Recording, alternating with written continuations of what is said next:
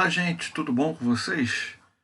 Vamos aí para mais uma aula de biologia, né? Aqui, professor Israel. Na nossa aula de hoje, a gente vai falar sobre reprodução humana, mas, continuando, a gente vai falar sobre o sistema genital feminino, ou aparelho reprodutor feminino, que é uma nomenclatura mais antiga, né? É, enfim, vamos falar do sistema de reprodução feminino, tá certo? Vamos lá. Bem, esse sistema, gente, é primeiramente dividido em dois grupos de órgãos: os órgãos externos e os órgãos chamados internos, tá? Então a gente vai começar falando pelos órgãos externos, né? Uma observação a partir de uma visão externa para uma visão mais interna. Então, nós vamos ter esse conjunto de quatro órgãos, né? Os grandes e pequenos lábios, o clitóris, a abertura da uretra e a abertura vaginal ou introito.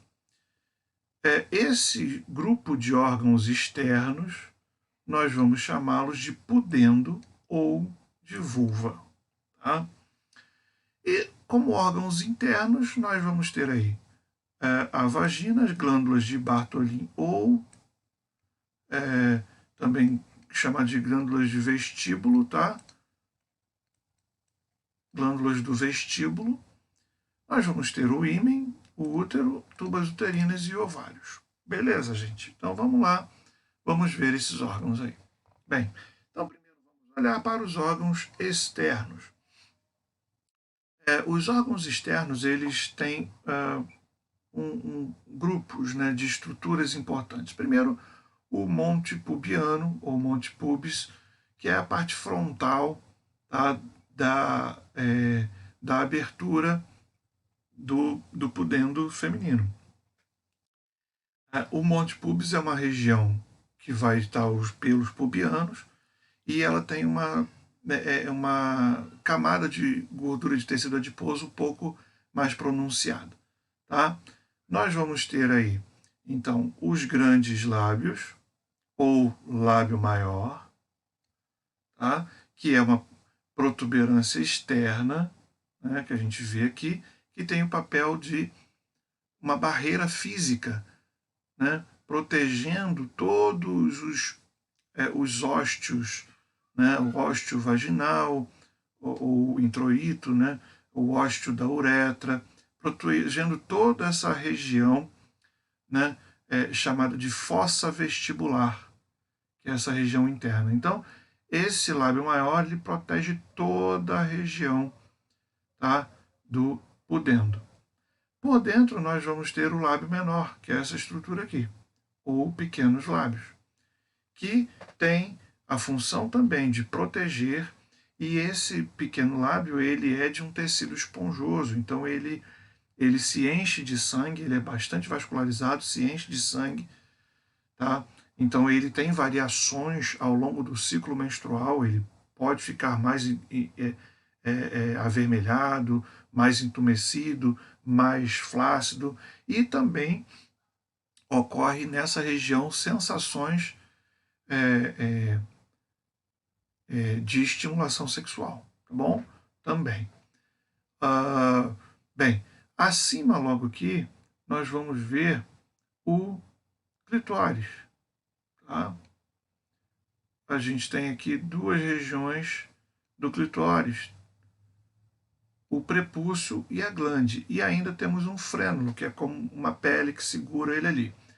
Então, prepúcio do clitóris e glande do clitóris, ou seja, tem uma capa, o prepúcio, um tecido, um pouco de tecido mesmo de revestimento, e uma glande. Na realidade, o clitóris, tá? Ele é um órgão de excitação sexual, só tem esse papel, tá? E ele pode ser considerado similar ao pênis. Na realidade, quando a gente está dentro da barriga da mamãe, todo mundo tem uma estrutura até a sétima, oitava semana de dentro da barriga da mãe, de gestação, todos têm uma estrutura externa meio que parecida com a feminina. E a partir daí é que o cromossomo Y, que vai formar os homens, começa a demandar formação de testosterona, que vai transformar o clitóris em um pênis, as aberturas, as grandes lábios, pequenos lábios, tudo isso aqui vai convergir para as estruturas masculinas, formando bolsa escrotal, enfim. Mas, então, esse clitóris, ele é um tecido, ele é um órgão que só tem papel de excitação sexual, tá? E ele pode ser considerado um similar ou um pênis que não se desenvolveu, tá? Por causa da falta de testosterona no embrião, por causa da falta do cromossomo Y, que instrui essa formação, né? Nós vamos ter a abertura da uretra, que está aqui, que é o ósteo, ou abertura ou meato, tá? E a gente tem aí esses orifícios dutos parauretrais, tá? Que tem funções não relacionadas diretamente à micção. Mas aqui, por onde essa abertura da uretra fica mais à frente, é por onde nós vamos ter a urina, né? A micção. Tá?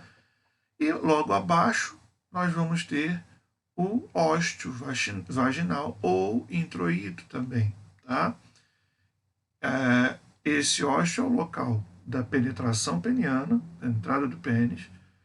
A saída da menstruação ocorre por ali, também a saída do bebê no parto natural. Ok? Logo abaixo, nós temos, né, toda essa região marcada aqui, é o vestíbulo, tá? É a região vestibular. Logo abaixo aqui, ó, temos orifícios dos dois lados, orifício das glândulas do vestíbulo maior ou glândulas de Bartholin, que a gente vai ver nos órgãos internos, que são glândulas que vão lubrificar essa região para o ato sexual, durante a estimulação sexual. Tá? Temos o frênulo do lábio maior, né? Nós temos essa musculatura aqui, na realidade a RAF dessa musculatura é chamada de períneo. Tá? Então, períneo é essa região que é muscular aqui entre o pudendo e o ânus, que aqui atrás a abertura anal, tá bom? Beleza? Bem, e os órgãos internos, então? Vamos lá, vamos pelos mais externos, né, dos órgãos internos. A gente vai ter o canal vaginal, né, a vagina, que é o canal de entrada do pênis, saída de menstruação e do bebê no parto normal. Também é o canal onde, por exemplo, podem ser utilizados aqui os absorventes internos, né, para a menstruação. Então, aqui eu mostrando, né, como é que se introduz o absorvente interno. Podem. Professor, o uso de absorvente interno vai fazer rompimento? Não, não faz. Tá? Não tem compressão, não tem. Ele se molda ali. Tá bom? Pode ser um caso mais raro, mas aí é uma questão muito rara dele provocar uma ruptura se o ímen, que a gente já vai falar, for mais rígido, tá? For uma estrutura mais rígida, ele pode até provocar machucados e tal, tentar abrir, mas não é o normal, tá? Bem, a vagina aqui está bem destacada, né? Toda essa região externa aqui, né? Aqui estão as glândulas de Bartholin, ou glândulas do vestibular maior, né? Que ela tem o quê? Próximos ao introito, liberam um muco que lubrifica a vagina sob a ação de estímulos sexuais. Então, é um líquido que vai lubrificar toda a região da vagina. A vagina ela possui rugas, tá? Vaginais, tá? Que aumentam, né, a flexibilidade, a elasticidade dos tecidos ali, né? Já que ela é bastante flexível, né, para a passagem do bebê. Então, tecidos epiteliais geralmente não são muito elásticos, então ele tem essas dobras para o momento de abertura facilitar essa abertura, tá? Bem, e nós vamos ter ali a abertura himenal, tá? O ímen fica logo perto aqui da abertura, tá? a gente chama de carúnculas himenais, quando já foi rompido. É uma membrana de tecido conjuntivo, tá? Forrada por uma mucosa, tanto interna quanto externamente, pelo lado de fora quanto pelo lado de dentro, né? Olhando o ímen como uma estrutura que está visível pelo lado de fora e pelo lado de dentro. Esse ímen ele pode variar de forma e de tamanho. Tá? Existem ímens, por exemplo, que são complicados, que são completamente fechados, fecham completamente. Tem ímens que têm aberturas fendidas, bem pequenas, tá? Tem ímens que são mais resistentes, tem ímens com mais aberturas, assim, com comissuras, tem ímens que são pregueados, tem ímens de diversas estruturas, tem aqueles mais molezinhos com aberturas maiores, tá? Aberturas maiores e mais molezinhos. Mas geralmente o que acontece? O ímen ele vai ter um padrão aqui na abertura da vagina que no primeiro ato sexual isso aqui vai se romper, vai rasgar, vai sofrer alguma alteração que vai levar a sangramento e tal, tá bom? Então, mas não porque rompeu o ímen com... Não é comum romper com absorvente interno, como eu já falei. Não, pode acontecer um impacto, rompimento? Também pode, mas não é comum, tá? Muito menos pelo toque, né? Da própria mulher dentro da sua vagina, muito menos para acontecer rompimento assim, tá? A não ser que seja um ímen que seja mais, vamos dizer assim, mais rígido, tá? Que aí a qualquer toque ele pode romper mais facilmente, mas isso varia de mulher para mulher, tá bom? Bem, então esses são os órgãos mais externos, né, dentro dos órgãos internos, os mais de fora. Mas entrando um pouco mais, a gente vai ter o útero e as tubas uterinas, antigamente chamadas de trompas de Falópio. Então aqui nós temos esse esquema, né, mostrando um útero aqui fechado, né, esse útero está fechado. O útero ele tem uma região chamada de colo, que é essa região aqui, que vem desde a cervix externa aqui, ó, desde essa abertura. É essa abertura aqui que o médico vai observar do canal do parto. Essa região do colo aqui, ó, que a gente chama de colo, tudo isso aqui, tá? Colo do útero, que o bebê ao sair ele vai expandir essa região.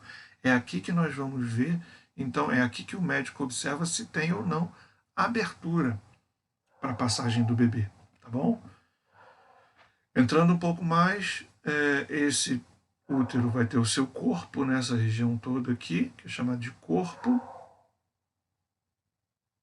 e essa região mais acima aqui chamada de fundo, tá? Fundo uterino, tá bom? Bem, o útero vai ter três tecidos forrando ele, desde o lado de fora até o lado de dentro. Um periométrio mais aqui fora, tá? Essa região aqui de dentro, chamada de miométrio, tá? Que é cheia de musculatura lisa, essa musculatura é importantíssima no parto, contração para a saída do bebê, tá? Também é ela que vai contrair durante o período menstrual, né, para a saída da menstruação. E nós temos mais internamente o tecido que é chamado de endométrio. Esse endométrio ele é um tecido de revestimento interno que é cheio de vesículas, de aberturas, tá? Que nele se instala o embrião. É nesse tecido que se instala o embrião. Quando não há um embrião para se instalar, esse tecido, o endométrio, é que se descama. Ele solta aqui e ele é que sai na menstruação. É o endométrio. Tá bom? Então, é um tecido de revestimento interno importantíssimo aí. Tá? Bem, e nós vamos ter, então, também o útero é o órgão responsável por alojar o embrião e mantê-lo durante todo o seu desenvolvimento até o nascimento, ok? Beleza. E nós vamos ter as tubas uterinas, chamadas antigamente de trompas de falópio. As tubas têm 3 regiões básicas. Essa região mais proximal ao útero, chamada de istmo, que é mais delgada, né, mais fininha. Nós temos a maior parte dele, que é chamado de ampola, tá bom? E a região terminal aqui, chamada de infundíbulo, que é bem mais larga, além da região das fímbrias, que é a região que vai capturar os óvulos, os ovócitos que saíram aqui. Tá? Então, os ovócitos saem aqui a cada ovulação e vão caminhar aqui por dentro da tuba uterina. Lembrando, há uma tuba do lado direito e uma do lado esquerdo, ok? Há tubas dos dois lados, tá bom? O que a tuba faz? Ela transporta os óvulos que romperam a superfície do ovário para a cavidade do útero. E é nelas, nessa região da ampola aqui, essa região terminal, onde idealmente vai ocorrer a fecundação. Tá? Pode ocorrer fecundação em outras posições? Pode, mas o ideal para um perfeito desenvolvimento do embrião é aqui, porque quando ele fecunda aqui, ele vai ter tempo para descer aqui e já ter o seu desenvolvimento embrionário, tá? Até chegarmos a um estágio chamado de blástula, né, e gástrula, que ao chegar aqui, essa gástrula já vai ter capacidade de se fixar ao útero. Então, é importante que a fecundação ocorra nessa região terminal. Não muito para cá, tá? Que aí esse embrião vai ficar muito... vai se desenvolver, ele pode grudar por aqui e aí formar aquilo que a gente chama de gravidez tubária, tá? Que não é ideal, né? É perigosa, inclusive. Tá bom? Então, essas aí são o útero e as tubas uterinas. Nós vamos falar também do órgão mais interno aí, e que é um órgão tanto do sistema reprodutor quanto um órgão do sistema endócrino, tá? Porque ele produz hormônios, que é o ovário, assim como os testículos, que também eram produtores de gametas e de hormônios, também do sistema endócrino. O ovário também. São 2 glândulas, tá? Do lado direito e do lado esquerdo também, situadas em cada lado, né? Abaixo das trompas, e são responsáveis por produzir gametas, ou óvulos, ou ovócitos. O nome correto é ovócitos, tá? Ovócitos primários é o nome correto.